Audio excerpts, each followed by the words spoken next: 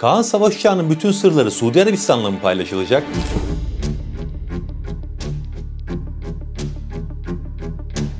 Son günlerde teknoloji transferi ve ortak üretim meselesi gündeme gelince herkesin aklına gelen ilk soru bu oldu. Peki bunun aslı ne? Kaan savaş uçağını üretmek için illa ortağa ihtiyacımız var mı? Türkiye'nin en özel, en nadide projesine neden Suudi Arabistan'a ortak edelim? Dünyada bu işler nasıl yürüyor? Bugün Aura Sebilon sponsorluğunda bu soruları cevaplıyoruz. Türkiye'nin lider su arıtma markası Aura Sebilon Unique sunar. Konuya başlamadan önce videomuzun sponsorundan bahsetmek istiyorum. İhlas Aura Sebilon. Biliyorsunuz işler artık eskisi gibi değil. Çeşme suyunu içemiyoruz. Suyu arıtmamız gerekiyor. Bu konuda da en çok güven veren marka Aura Sebilon. Bütün parçaları hijyenik özelliğe sahip. Ulusal Hijyen Vakfı tarafından verilen NSF belgesi de var. Çok geniş bir servis ağları var ve 2 milyondan fazla evde şu anda bu arıtma cihazları kullanılıyor. Sebilon mineralli karbon filtresiyle suya mineral takviyesi yapıyor. pH oranını düzenliyor ve musluk suyunu çok kaliteli bir içme suyuna dönüştürüyor. İçtiğimiz suyun kalitesi yaşam kalitemizi belirleyen bir faktör. O yüzden arıtma yaparken Aura Sebilon gibi kaliteli bir cihaz kullanmak önemli. Cihazlar hakkında daha detaylı bilgi almak isterseniz de sebilon.com.tr'yi ziyaret edebilirsiniz.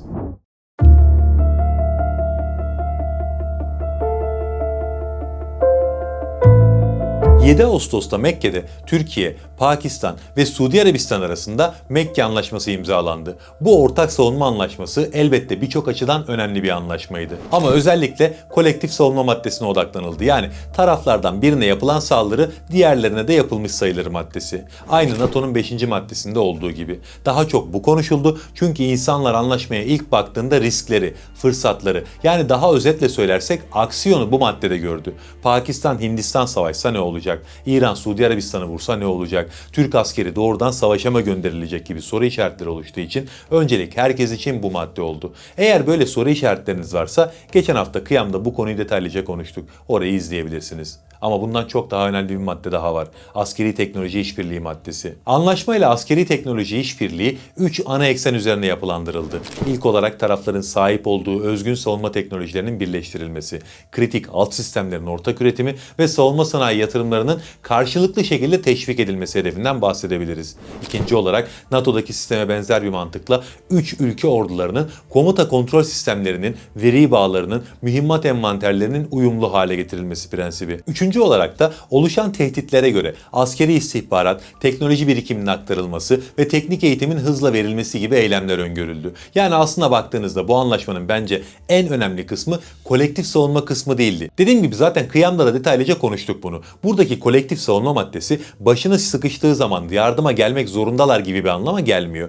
NATO'dakine benzer bir yapı bu. Esas fırsatlar askeri teknoloji işbirliği maddesinde ve tabii ki bu maddeyi görünce benim aklıma ilk olarak Kaan Savaş Uçağı projesi geldi. Bu anlaşma elbette Kaan savaş uçağını kapsayacak ve Türkiye'nin milli savaş uçağını tekil bir platform ihracatı olmaktan çıkaracak. 3 ülkenin ortak hava savunma şemsiyesinin merkezine Kaan savaş uçağını yerleştirecek. Tabi burada bahsettiğimiz şey teknoloji transferi, ortak üretim gibi seçenekler. Öyle olunca da insanların aklına birçok soru işareti gelebiliyor. Yani buna gerek var mı? Suudi Arabistan'a güvenebilir miyiz? Neden biz geliştirdiğimiz teknolojiyi bir başkasına aktaracağız gibi onlarca, hatta biraz derine insek belki yüzlerce soru işareti karşımıza çıkabilir. Videoyu sonuna kadar izlediğinizde bu soruların hepsinin cevabını bulacaksınız.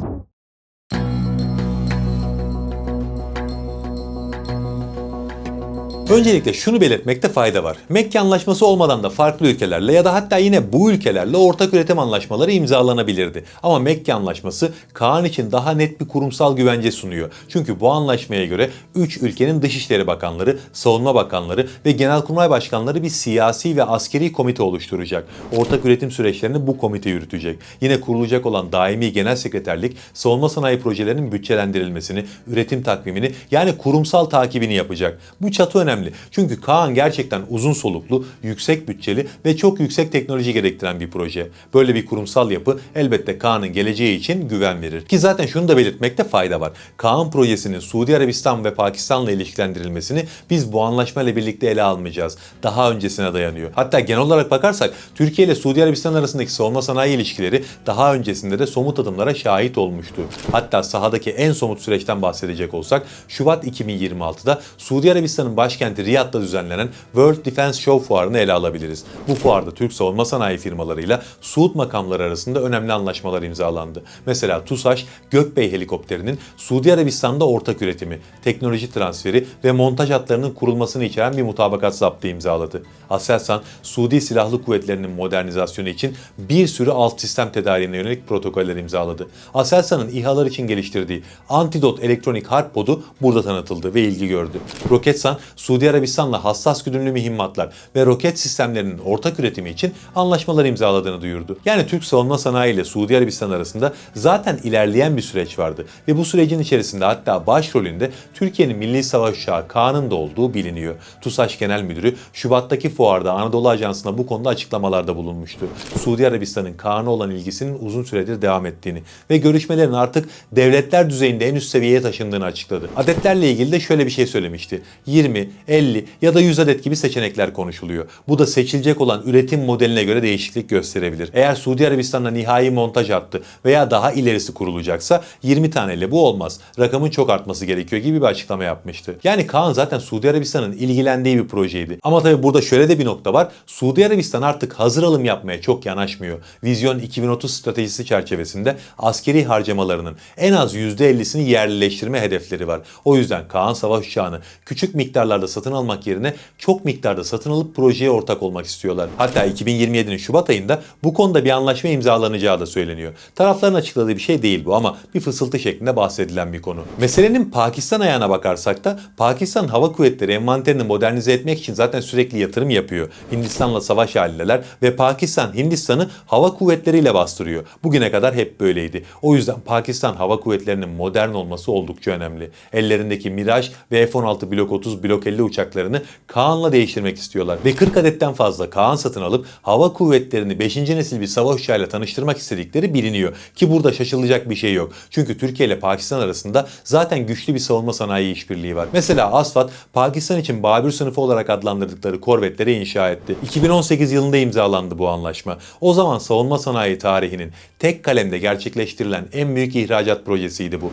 4 adet korvet Pakistan için inşa edildi. İkisi İstanbul Tersanesi Komutanlığı'nda, ikisi teknoloji transferiyle Karaçi Tersanesi'nde yani Pakistan'da. Bunun dışında Pakistan Türkiye'den Bayraktar TB2 ve Akıncı satın aldı. Zargana torpido karşı tedbir sistemini Aselsan'dan aldılar. İki ülke arasında havadan havaya füze geliştirilmesi için görüşmeler yapıldığı biliniyor. Yani Pakistan'la Türkiye arasında zaten çok güçlü bir işbirliği var bu konuda. O yüzden bu anlaşmayla birlikte Pakistan'ın ortak üretimle Kaan projesine katılma ihtimali çok yüksek. Tabi Suudi Arabistan için de Pakistan için de illaki ortaklık şeklinde bir Kaan tedariği zorunluluğu yok. TUSAŞ ve Savunma Sanayi Başkanlığı tek tip bir satış yönetimine sahip değil. 3 farklı modeli var.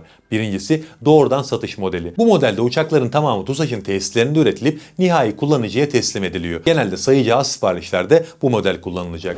İkincisi yerel montaj ve parça üretimi modeli. Uçağın gövde, kompozit ve bazı aviyonik parçaları alıcı ülkede üretiliyor. Bu modelde nihai montaj hattı burada kuruluyor. Bunun uygulanabilmesi için 100 adede yakın bir sipariş hacmi gerekiyor. Üçüncüsü finansal katılım, teknoloji transferi ve ortak geliştirme modeli. Bu modelde alıcı ülke Kaan'ın Ar-Ge fazına da finansal sermaye aktararak ortak oluyor. Alt sistemlerde yani radar gibi, elektronik harp gibi, yazılım gibi sistemlerde kendi yerli sanayisini projeye dahil edebiliyor. Aynı şekilde uçağın fikri mülkiyet hakkında da pay sahibi oluyor. Bu en ileri seviye ortaklık modeli. Yani önlerinde 3 tane seçenek var. Bunlardan biriyle Kaan projesine ortak olacaklar. Bu ortaklık ihtimalini Kaan projesinin takvimi üzerinden incelediğimizde de aslında taşların yerine oturduğunu görüyorsunuz. Çünkü Kaan 2028 yılında Blok 10 versiyonuyla Türk Hava Kuvvetleri'ne teslim edilecek. 2032'den itibaren TF-35.000 yani yerli motorla teslimatlar başlayacak. Bu takvime bakarsak zaten anlaşmayla bir uyum var. Çünkü bu anlaşma bu yıl içerisinde olgunlaşacak. Uçağın ortak üretim sözleşmelerinin yapılması, altyapının kurulması filan derken Kaan'ın seri üretim bandından çıkacağı 2028-2030 periyoduna anlaşma tam olarak denk geliyor. Türkiye neden tek başına değil de ortaklaşa üretim yapmaya çalışıyor sorusunun cevabına geçmeden önce son bir şeye değinmekte fayda var. Bunu bir fırsat olarak görüyoruz ve sunuyoruz. Ama bazı risklerin de olduğu kesin. Mesela Kaan'ın 2028-2032 arasında ilk üretim bloklarında Amerikan F-110 motoru kullanılacak. ABD Kongresi Suudi Arabistan ya da Pakistan'a yapılacak olan teslimatlarda motor ihraç lisansını onaylamazsa ki böyle bir ihtimal var ve yüksek bir ihtimal özellikle Pakistan konusunda. Projenin ortaklaşa üretim ayağı bu şekilde gecikebilir. TF-35.000'i beklemek zorunda kalabilir proje. Bunun yanında Pakistan'ın yaşadığı ekonomik sorunlar var. Bu ekonomik ekonomik sorunlar 40'tan fazla Kaan savaş uçağı alma işini biraz zora sokabilir. Aslında Suudi Arabistan konusunda bile bu geçerli. Savaştan dolayı petrol ihraç edemedikleri için onlar da bir ekonomik darboğazda şu anda. Eğer olur da savaş süreci daha da uzarsa işte o zaman ortak üretim süreci de uzayacaktır. Ama en nihayetinde gerçekleşir mi? Gerçekleşir. Tabii ABD'nin bu konuda devreye girip girmeyeceği meselesi de önemli. ABD ve İsrail tarafı bu işten rahatsız olursa ABD Suudi Arabistan'a farklı tekliflerle gelebilir. F-35 üzerinden onların aklını çelmeye çalışabilirler. Size F-35 programına dahil edelim derlerse Suudi Arabistan'ın ne yapacağı çok da belli olmaz işin açığı. Yani riskler var mı? Var. Ama bu kadar büyük anlaşmalar yapılacağı zaman riskler ortamın vazgeçilmezidir. Türkiye F-35 programına bir ortak olarak dahil olduğu halde programın son halini biliyorsunuz. Burada da risk olmazsa olmaz. Peki şimdi geçelim videonun esas kısmına. Tek başına Kaan'ı üretmek varken Türkiye neden Suudi Arabistan'a teknoloji transferi yapıyor? Onlara ortak üretim imkanı sağlıyor. Özellikle örneği Suudi Arabistan üzerinden veriyorum çünkü Pakistan'ın hiçbirinizi rahatsız etmeyeceğinden eminim. Suudi Arabistan ismi muhtemelen sizi rahatsız edecektir. Geçmiş tecrübelerden dolayı öyle bir rahatsızlığın oluşması çok da şaşırtıcı değil. O yüzden örnekleri buradan veriyorum. Yani burada bir zaaf olduğunu düşünebilirsiniz. Milli Savaş Uçağı Kaan'ın bütün mühendislik sırları bu şekilde ifşa olacak diye düşünebilirsiniz. Ama bu mesele o kadar basit değil. En basitinden kendimizden örnek vereyim. Neredeyse 40 sene ABD lisansıyla F-16 ürettik. Kaan projesine hiç başlamasaydık sizce 40 senenin sonunda bir F-16 üretebilir miydik? Yani ortak üretim bir savaş uçağının bütün detaylarına hakim olmak anlamına gelmiyor. Ama şöyle de bir gerçek var ki bu iş artık bir seçenekten ziyade bir zorunluluğa doğru gitmeye başladı. 5. nesil savaş uçakları üretilmeye başlandığından beri ve 6. nesil savaş uçaklarının konuşulmasıyla birlikte askeri havacılık sektörü tarihin en yüksek maliyet baskısı dönemine girdi. Bu uçaklarda çok yüksek teknoloji kullanılıyor. Görünmezlik için yapılan harcamalar, Ar-Ge maliyetleri inanılmaz boyutlarda. Bu da artık tek bir ülkenin kapasitesini aşmaya başladı. Koskoca Rusya Su-57 projesine ortak bulamadığı için projeyi ilerletemiyor. İşte bu yüzden artık savunma sanayinde ortak üretim ve daha da ötesi çok uluslu konsorsiyum modelleri bir tercih olmaktan çıktı. Stratejik bir zorunluluk haline geldi. Yani TUSAŞ mühendisleri kısıtlı bir bütçeyle Kaan projesini bugünlere çok iyi getirdiler. Emin olun TUSAŞ mühendislerinin elindeki bütçeyi ABD'de Lockheed Martin mühendislerinin eline verseydiniz Kaan'ı bu kadar zamanda ortaya çıkaramazlardı. Çünkü süpersonik, düşük görünürlüklü ve gelişmiş aviyonik sistemlerle donatılmış bir 5. nesil savaş uçağının sadece Ar-Ge süreci bile onlarca milyar dolarlık bir maliyete sebep oluyor dünyada. Mesela ABD sahip olduğu teknolojik altyapıya rağmen F-35 programının geliştirme ve test devresi için 40 milyar dolardan fazla harcama yaptı. Uçağın 94 yıla yayılan toplam yaşam döngüsü maliyeti 2,1 trilyon dolar olarak hesaplandı. Bu kadar yüksek tutarların olması tek bir ülkenin kendi imkanlarıyla bunu karşılamasını çok güç hale getiriyor.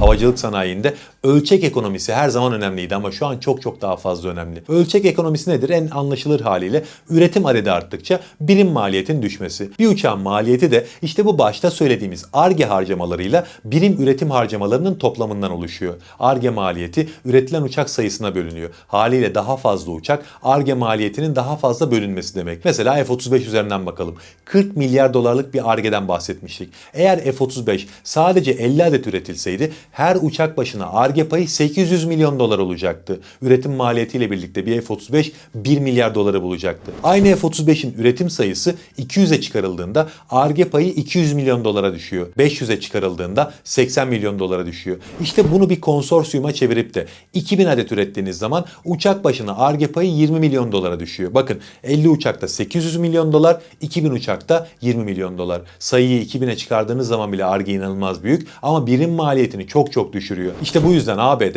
dünyanın en büyük savunma bütçesine sahip olmasına rağmen F-35 projesini müttefiklerinin katılımıyla yürüttü. Ar-Ge maliyetlerinin yaklaşık 5 milyar dolarını ortaklara paylaştırdı. Ortaklar da bunu omuzladığı seviyede katılımcı oldu. Mesela İngiltere 2,5 milyar dolarlık katılımıyla seviye 1 ortak oldu. İtalya 1 milyar dolarla seviye 2 oldu. Türkiye 195 milyon dolarla katıldığı için seviye 3 oldu. İşte bu ortaklık programı hem ABD'nin sırtından Ar-Ge yükünü aldı hem de F-35'in kullanıcı sayısını arttırdı. Ortak olan ülke elbette daha fazla tedarik ediyor. Bu da F-35'in üretim sayısını arttırıp Ar-Ge Ar-Ge yükünü azaltıyor. Bu bahsettiğim şey sadece F-35 için de geçerli değil. Mesela Eurofighter Typhoon Avrupa savunma sanayi entegrasyonunun en önemli örneklerinden biri. İngiltere, Almanya, İtalya, İspanya bu uçağı birlikte üretiyor. Her ülke sipariş ettiği uçak oranı kadar iş payı alıyor. Satışı ile ilgili konularda da kararları oy birliğiyle veriyorlar. Gripen savaş uçağına baktığınız zaman da durum çok farklı değil. İsveçli Saab, Brezilyalı Embraer ile ortaklık kurdu. Brezilya bu ortaklıkla birlikte teknoloji transferi elde etti. İsveç maliyetleri düşürdü. Aynı zamanda Brezilya'da montaj hattı kurulduğu için Latin Amerika pazarı da bu uçakla ilgilenmeye başladı. Yine 6. nesil hayalet savaş uçağı projesi olan GCAP, İngiltere, İtalya ve Japonya ortaklığında yürütülüyor. Yani dünyada özellikle nesil 4.5 sonrası tek başına savaş uçağı geliştirmenin örneği çok az. Çin var, Rusya var. Ama dediğim gibi Rusya projesini ilerletemiyor. Çin deseniz ekonomik güçleri var. Onlar elbette tek başlarına yürütebilirler. Türk ekonomisiyle Çin ekonomisini karşılaştırmayacağız herhalde. Yani ortak üretim artık savaş uçağı projelerinin olmazsa olmazı haline geldi. Politik riskleri var mı? Evet var. Ama iktisadi avantajları o kadar fazla ki artık her devlet projelerini bu şekilde yürütmeye çalışıyor. Yani kendi kullanacağı bir savaş uçağını 300-400 milyon dolar birim maliyetle kullanmak istemiyorlar.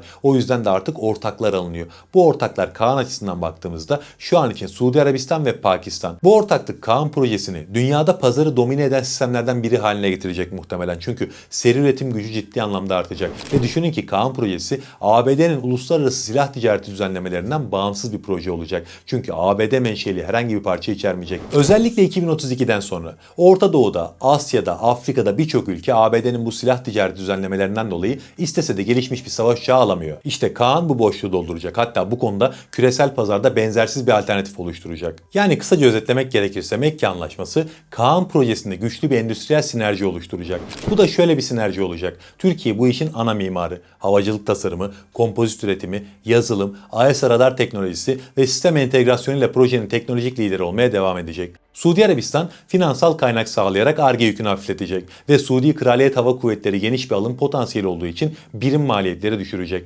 Pakistan ise JF-17 projesinden gelen ortak üretim altyapısı ve yetişmiş mühendislik gücüyle üretim hattına ciddi katkı sağlayacak. Alımın yanında bir de böyle bir katkısı olacak. Yani bu ortaklık Kaan projesinin hem yere daha sağlam basmasını hem de küresel pazarda ciddi bir pay almasını sağlayacak. O yüzden bence bu ortaklık hayırlı bir ortaklık oldu. Videoyu izledikten sonra sizin bu konudaki görüşünüz ne? Bunu da yorumlarda belirtmeyi unutmayın. Allah'a emanet olun.